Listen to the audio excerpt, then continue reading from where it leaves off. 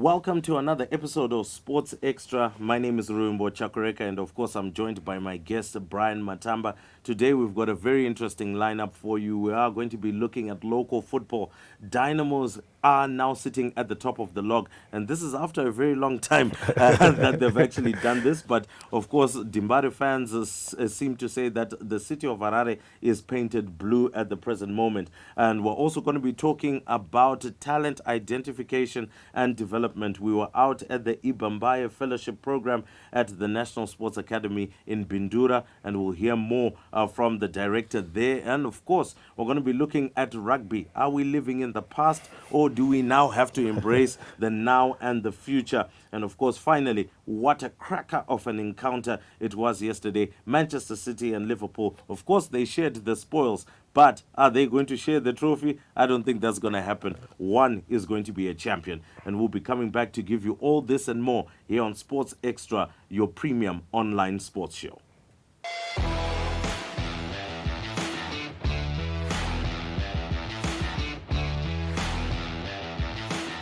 All right, so we'll start off with the local football review, and of course, Mr. Titch is at hand to give us his analysis. Dimbare, the Glamour Boys. Yes, you are Wakomanawe Paru, Wakomanawe Mbare. They are the ones who are sitting on top of the Kasolaga Premier Soccer League. Will they stand, or will they wilt? Let's hear more from Mr. Titch.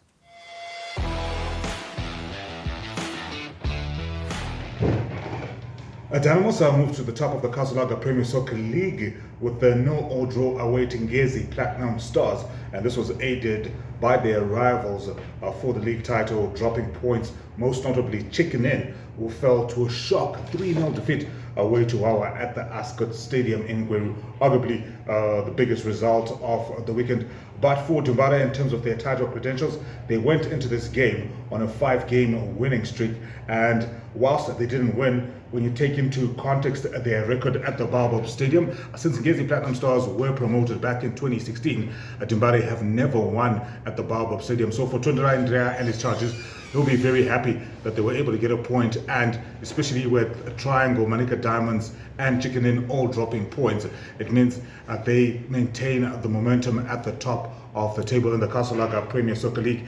And looking at their record this season, they've only just conceded 4 goals, scored 13, so they do have the best defensive record in the league, and they have the advantage of playing quite a few of their games at the National Sports Stadium, as there are a lot of Harare-based teams. So now that they're at the top, I think they will stay there for a while longer.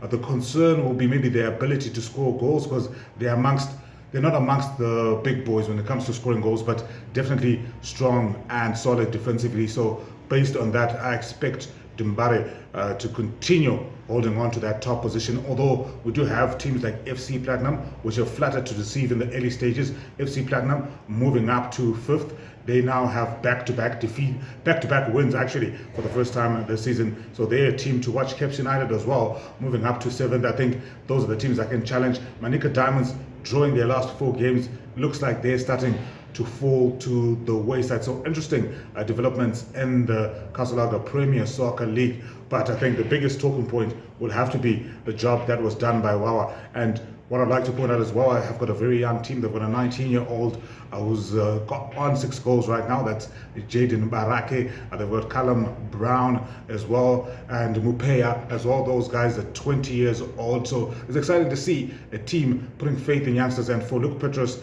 the Wawa coach, that's starting to pay off. So yeah, that is a wrap of what was happening in our domestic football scene over the weekend.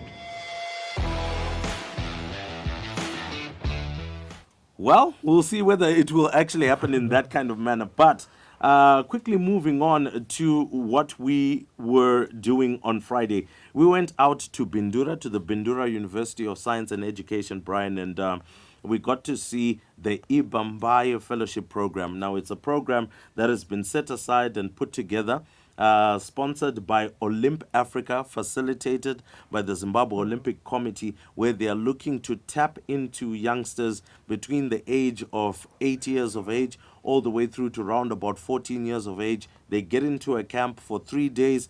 They're being spoken to concerning the issues around Olympism, the values of being an athlete, issues around anti-doping. So it is a fantastic program, in my view, Brian, but there's still a lot of work that needs to be done, right? Yeah, definitely. We need a lot of corporates to come on board to fund this initiative. The first step has been done already, but we need more sponsorship to come on board, because without corporate sponsorship, this project won't go anywhere and won't produce another gold medalist like our Minister of Sports, who's the last athlete to win a medal at the Olympics for us.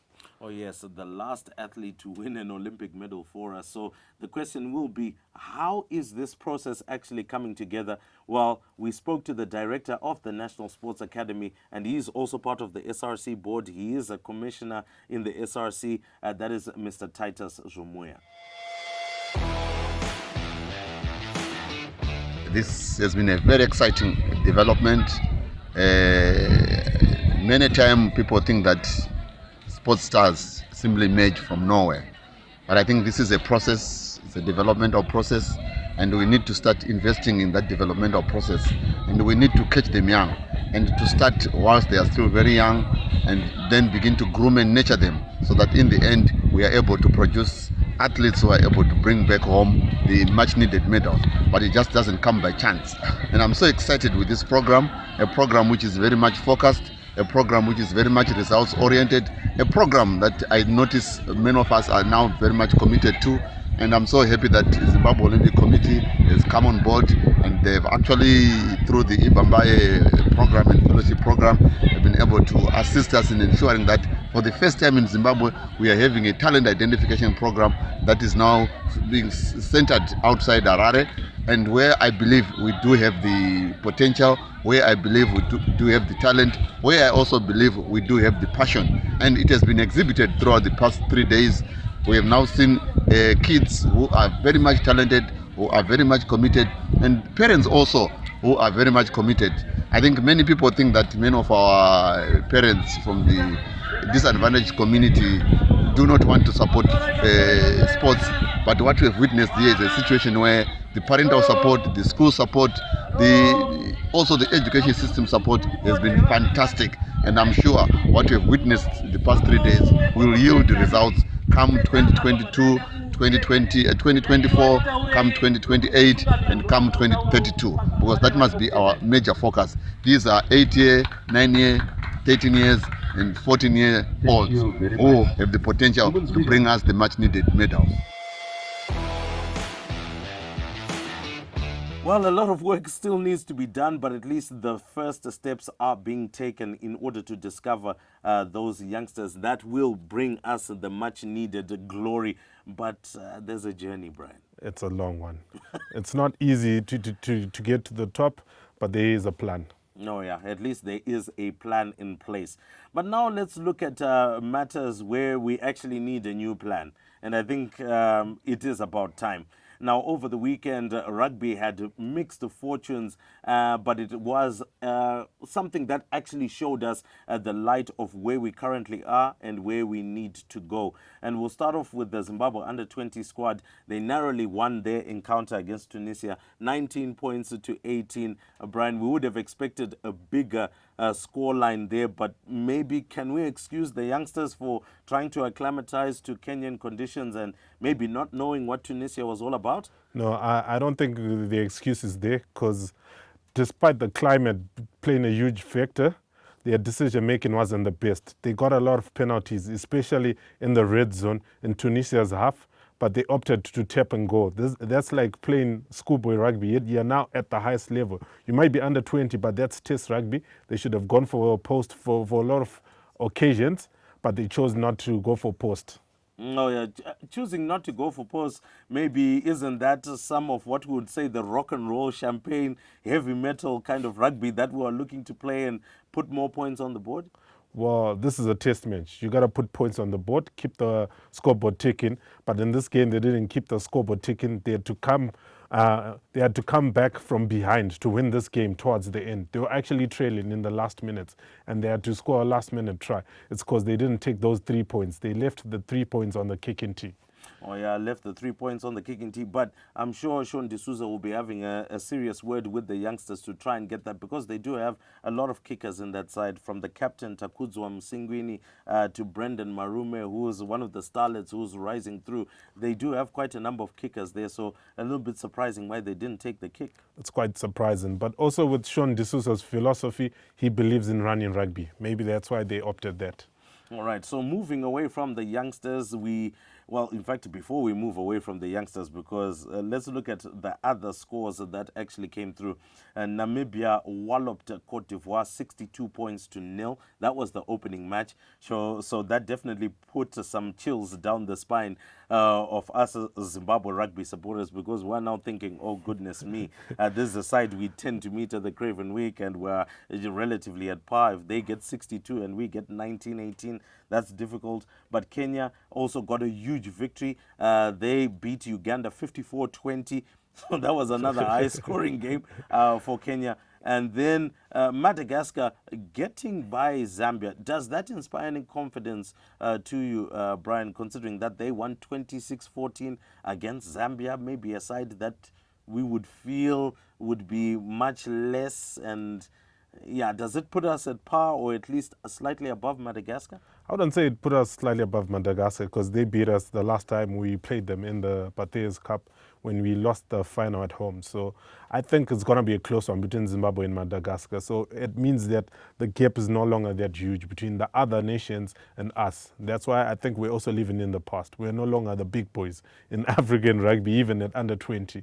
I think we're now slowly becoming a second-tier team in Africa when it comes to under 20. Oh, wow, second-tier team. Those are strong words by Brian. But let's quickly move on now towards the Sevens rugby. Now, yeah. I have to take a breath here, because the Cheetahs lost in the semi-final of the Zambezi Challenger Series, which was played at Harare Sports Club. Was doing quite a lot of commentary for SunSport, particularly in those encounters. But losing 17-10 to Spartans, what do you think that does for the technical team of the Cheetahs? I think the technical team for the Cheetahs needs to introspect and look at some of the players they used in this tournament. Yes, we're building towards Africa Cup, but we need to also look at players who are playing for Spartans, because most of them are Zimbabwean passport holders. Maybe they need to include them for the Cheetahs for the Africa Cup, because they really put their hands up and they really showed that they are more conditioned and their skill set is actually up there than the Cheetahs side currently, if we look at how the game went. All right, but okay, in their defense though, Brian, don't you feel that it was also a brain freeze moment, because they did get the restart kick? They were trailing 17-10. Of course, it was the final play of the game. And unfortunately, a Cheetahs player decided to go into contact and the ball was stolen by Spartans. So maybe don't you feel that maybe if it wasn't for that brain freeze moment, they could have at least forced the game into extra time and maybe have gone on to win it? Sadly, when you play sports at the highest level, if you make bad decisions, you get punished. So them choosing to go into contact instead of not going into contact and winning and drawing the game and forcing into extra time, it's actually on their hands, because at the highest level, there are no mistakes to be made. Otherwise, you get punished. Well, I mean, they slightly lost, and Spartans went on to pick up the trophy. But for the Goshawks, it wasn't the same discussion, one would say. 48 points to 5, losing against the Griffins, one of the sides that we would have felt we would have had a more competitive game against. But it looks like some of the experimentations and some of the combinations that the Sables technical team are trying to put together are simply not gelling. They're not working. If you look at the forwards, how they played against the Griffins, they didn't create a good platform for the backs. There was no clean ball for the backs. And the penalty count, we lost a lot of balls at the breakdown, and our scrums were not working. We got penalized a lot. So we lost the match up front. Our forwards were non-existent in that match. That's how we lost. But if we could work on that going forward, hopefully when the seasons in Europe end towards the end of the Currie Cup, we can get your Michael Kumbirai, your Farai Mdariki, they can come and beef up that front row, because that front row really was torn into shreds on Saturday against the Griffons. The backline never got working. The number 10 couldn't control the game. So everything was all over the place for the Goshawks. It means those are hard lessons, and we really need to introspect if we really want to qualify for this World Cup. I know it's early days. It's only the second game of the Currie Cup. But we need to start fixing our problems now. We cannot fix them come in France when we play the qualifiers. And how important would you say this is? And we would love to hear your comments and your thoughts, particularly in the comment section on YouTube, on Facebook, on Instagram. Would love to hear your thoughts on this one. How important is it for us from this point onwards in the upcoming years? Because it might be difficult for us to qualify for the 2023 World Cup, but how important will it be for us to continue to play within the Currie Cup First Division to try and make sure that we work on our fringe base of players for our local base players as well as even our international players? Yeah, it's very key that we stay in the Currie Cup, because Currie Cup is a professional tournament. So if we stay there, it means we can lure some of the players who've been leaving after high school and not wanting to play for Zimbabwe. But if there's Currie Cup, there's now a carrot where you play professional rugby, you're exposed to top flight competition, and you can pursue rugby as a career.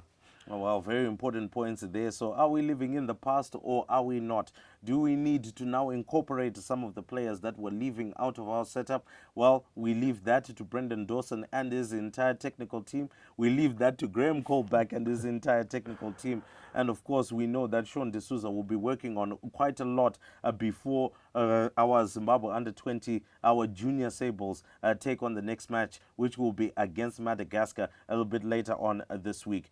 But from there, we go to international stuff. And I mean, hey, a lot was happening on the international scene, but nothing could beat what we saw last night, Brian. Manchester City against Liverpool. That was a cracker of an encounter. That was a beautiful game. That was a beautiful advert of soccer. That's when you really see the level that Man City and Liverpool have set over the 5 years is really up there. They've made the other teams look like plumbers, because the quality of that game, it was interesting.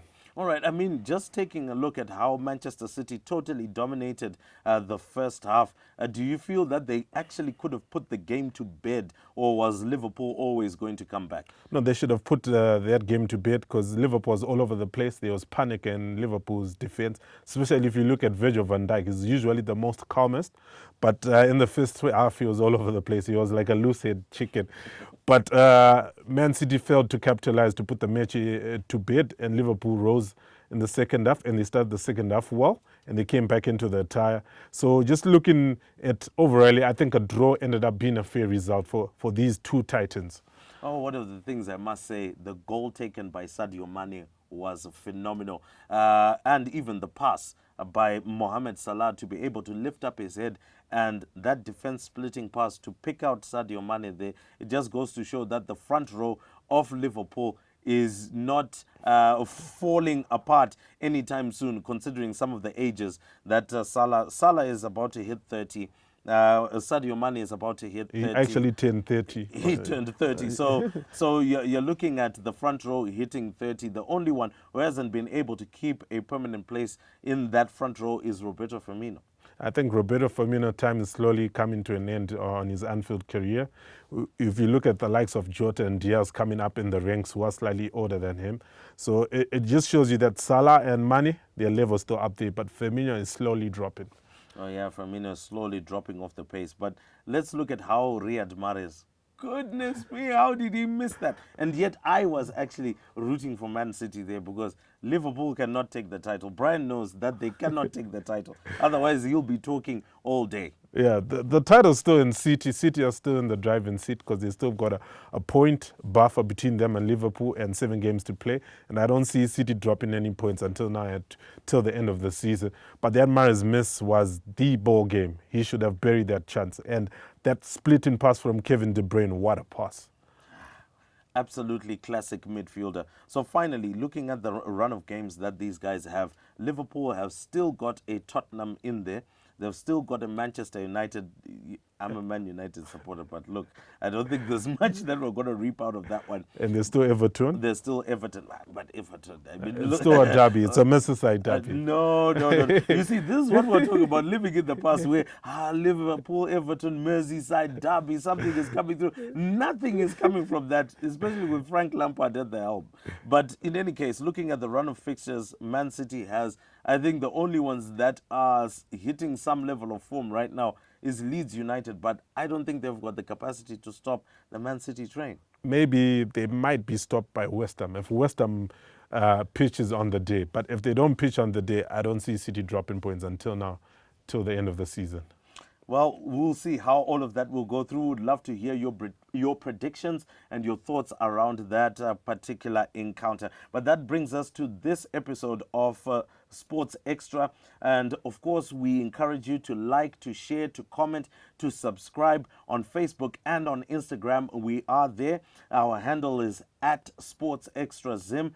At Sports Extra Zim, that's the handle that's there on Facebook and Instagram. And then, of course, if you go onto our YouTube channel where you will be watching all of these videos predominantly, it is a Sports Extra ZW. And one of the key things to always remember about Sports Extra, remember the extra is without an E.